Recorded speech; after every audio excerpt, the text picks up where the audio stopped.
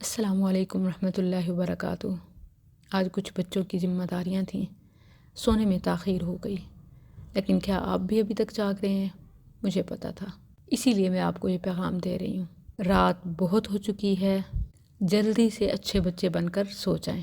لیکن ہو سکتا ہے کہ آپ کو یہ پیغام عجیب لگ رہا ہو کہ بھلا ابھی تو ایٹنگ، آؤٹنگ یا even sitting with scrolling, T V time, یہ تو ابھی باقی ہے، اور پھر سو جائیں گے، ابھی تو بہت ٹائم پڑا ہے۔ آپ اس بات پر عمل نہیں کرتے، لیکن ایون آج کے ماڈرن دور میں دنیا میں ایک ایسا ملک ہے جس میں باقاعدہ لاؤڈ سپیکر پر شام 5 بجے یہ اعلان ہوتا ہے کہ شام ہو چکی ہے، تمام اچھے بچے اپنے اپنے گھروں کو لوٹ جائیں، والدین سے ملیں، ڈنر کریں اور وقت پر سو جائیں۔ اس اعلان کے بعد 15 سال تک کے تمام بچے گھروں کو چلے جاتے ہیں، نو مما کے ساتھ، پیرنٹس کے ساتھ، آؤٹنگ، شاپنگ، ایٹنگ یا کوئی بھی ایکٹیویٹی۔ شام 5 بجے کے بعد گلیوں، بازاروں، مالز وغیرہ میں کوئی بچہ نظر نہیں آتا، سوائے ویکینڈ وغیرہ، سیٹرڈے سنڈے کے۔ اور یہ کوئی مسلم ملک بھی نہیں ہے کہ جن کے نبی صلی اللہ علیہ وسلم کا معمول صحیح بخاری میں ثابت ہو، کان یکرہ النوم قبلہا والحدیث بعدہا، عشاء سے پہلے سونے کو اور اس کے بعد بات چیت کرنے کو مکروہ سمجھتے۔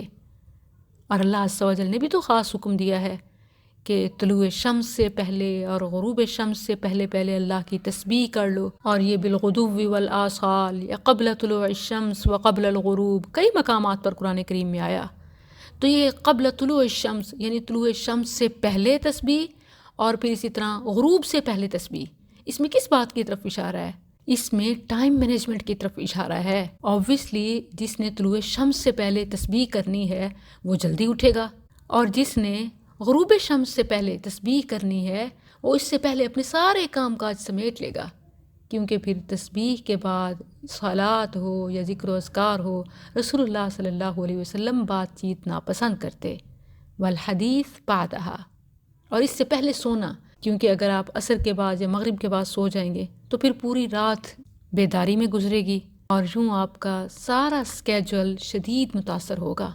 تو یہ ملک جن کی ترقی کی مثال دی جاتی ہے، جن کی ٹیکنالوجی ہر گھر میں پائی جاتی ہے، یہ جاپان کا ملک ہے، جہاں آج بھی تمام شہروں میں شام 5 بجے اعلان ہوتا ہے کہ شام ہو چکی ہے، تمام اچھے بچے اپنے اپنے گھروں کو لوٹ جائیں، والدین سے ملیں، ڈنر کریں اور وقت پر سو جائیں۔ ایک تو اس سے بچوں کی گڈ ہیبٹس، ہمیشہ کی زندگی بھر کی یہ عادت قائم ہو جائے گی۔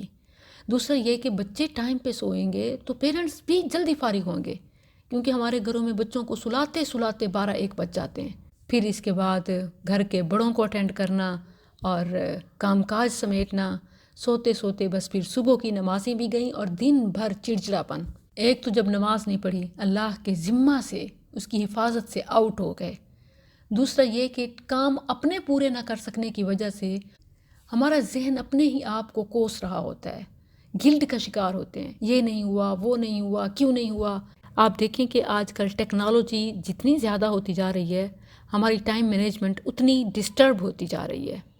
جب تک بجلی ایجاد نہیں ہوئی تھی، ساری دنیا فطری نیند سوتی تھی، یعنی جلدی سونا، جلدی اٹھنا، کسی کو بے خوابی کی بیماری نہیں تھی، نیند کی گولیاں کھانا تو دور کی بات ہے۔ اور اب ایون میڈیسن میں جو سب سے زیادہ بجٹ جس پر لگتا ہے وہ سلیپنگ پلز ہیں، صرف پلز کی حد تک نہیں بلکہ ڈرگز ایڈکٹڈ ہو چکے ہیں۔ جی ہاں، تو یہ بہت الارمنگ ہے۔ اچھا، وہ ملک جو ترقی میں ٹاپ پہ جا رہا ہے، وہاں آج بھی ٹیکنالوجی زیادہ ہونے کے باوجود ان کا صرف یہ بچوں کا سین ہی نہیں، بڑوں کا بھی، ان کا کام کا ٹائم سورج طلوع ہونے سے سورج غروب ہونے تک کے حساب سے ہوتا ہے۔ ابھی بھی وہ سن کلاک کے حساب سے چلتے ہیں، یعنی سورج کو گھڑی کے طور پر، جو روشنی کا ٹائم ہے وہی قائم کا ٹائم ہے۔ اور یہ اللہ عز و جل نے قرآن میں بارہا سمجھایا ہے کہ کس طرح اس نے دن کو معاش کے لیے اور رات کو آرام کے لیے بنایا۔ اللہ کرے کہ ہماری قوم کو بھی، امت مسلمہ کو بھی یہ بات سمجھ آ جائے۔ صرف یہ ایک عادت آپ کو صحت مند، دولت مند اور کامیاب بنا سکتی ہے۔ رات کو جلد سونے اور صبح جلد بیدار ہونے کے دینی فائدے کے علاوہ دنیاوی فائدے بھی کم نہیں ہیں۔ اسی لیے آئے روز اس حوالے سے اتنا انکشافات تحقیقات سامنے آتی رہتی ہیں، اور ان کی تحقیقات تو اب آ رہی ہیں جب انہوں نے ڈیزاسٹر دیکھے اور ایون ڈسٹربنس دیکھی۔